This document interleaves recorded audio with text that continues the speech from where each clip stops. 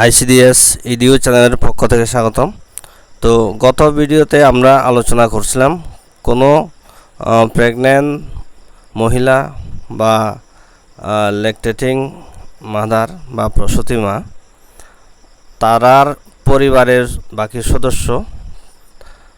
সদস্যরার নাম কিভাবে আমরা পোষণ ট্র্যাকারের ফ্যামিলি সার্ভেতে এন্ট্রি করব।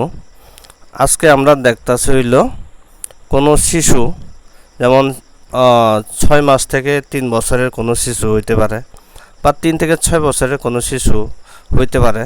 বাচ্চাটার নাম এখানে আছে কিন্তু তার মা বাবার নাম তো এখানে নাই। তো এখন ফ্যামিলি সার্ভেতে আমরা যখন এন্ট্রি করতে যাবো ওইটা কিভাবে করব। তো আমরা সাধারণত মার নামই আগে এন্ট্রি করতে লাগবো হেড অফ দ্য ফ্যামিলি হিসাবে, তারপরে পিতার নাম এন্ট্রি করতে পারি। পিতার নাম না করলেও আমরা কিন্তু বাচ্চার নামটা এন্ট্রি করতে পারি, যেহেতু হেড অফ দ্য ফ্যামিলির নাম এন্ট্রি হয়ে গেছে। এই ক্ষেত্রে অ্যাকচুয়ালি আমরা বাচ্চার নামটা এন্ট্রি পুরোপুরি করতে লাগে না, কেননা আমরা অলরেডি এই সমস্ত ক্যাটাগরির ক্ষেত্রে বাচ্চারা নাম এন্ট্রি করা আছে। তো দেখি আমরা কোনো একটা বাচ্চারা কিভাবে এন্ট্রি করবো প্র্যাকটিক্যালি এখানে কইরা দেখি। আচ্ছা, আমরা প্রথমে এখানে 6 মাস থেকে 3 বছরের যে কোনো একটা বাচ্চার নাম নিলাম। তো আমরা 1 নাম্বার সার্ভে রেজিস্টার থেকে আমরা ওই বাচ্চাটা কোন পরিবারের ওইটা আমরা দেখে নেব। দেখার পর এই বাচ্চাটার পরিবারের সদস্য হিসাবে প্রথম মার নামই আমরা এন্ট্রি করতে যাব। যখন এন্ট্রি করতে যাব নিচের দিকে ডান দিকে এইভাবে গোল চিহ্নটা যেটা দেখলেন ওইখানে থাকবো। তারপরে আমরা এলাইভে ক্লিক করবো। মাতা জীবিত আছে, যেহেতু মার নাম পোষণ ট্র্যাকারে নাই সেহেতু আমরা নিচেরটাতে ক্লিক করব। ক্লিক করার পরে আমরা এখানে আধার নাম্বার এন্ট্রি করার অপশনে আয়া পড়ব। আধার নাম্বার এন্ট্রি করার পর আমরা যা আছে সবগুলা ফিল আপ করবো একে একে।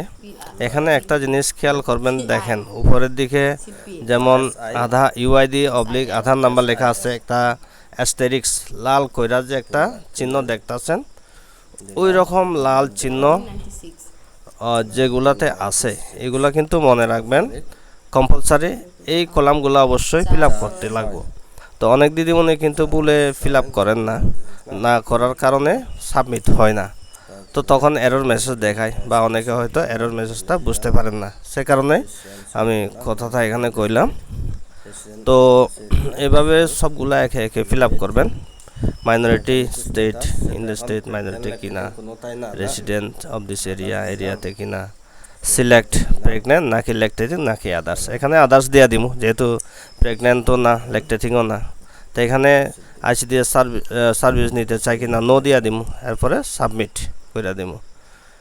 তো সাবমিট করার পর অটোমেটিক্যালি আমরা নেক্সট পেজে আয়া পড়বো। এই যে নামটা মার নামটা এখানে অ্যাড হয়ে গেল। তারপরে অ্যাড ফ্যামিলি মেম্বার্স এই প্লাস চিহ্নতে দিয়া আমরা হাজব্যান্ডের নাম এন্ট্রি করতে যাবো। তাহলে ক্রিয়েট নিউ প্রোফাইল অর্থাৎ নিচেরটা দিয়া ক্লিক করবো। ঠিক সেম পদ্ধতিতে আমরা এখানে তার ডিটেলস এন্ট্রি করতে থাকবো।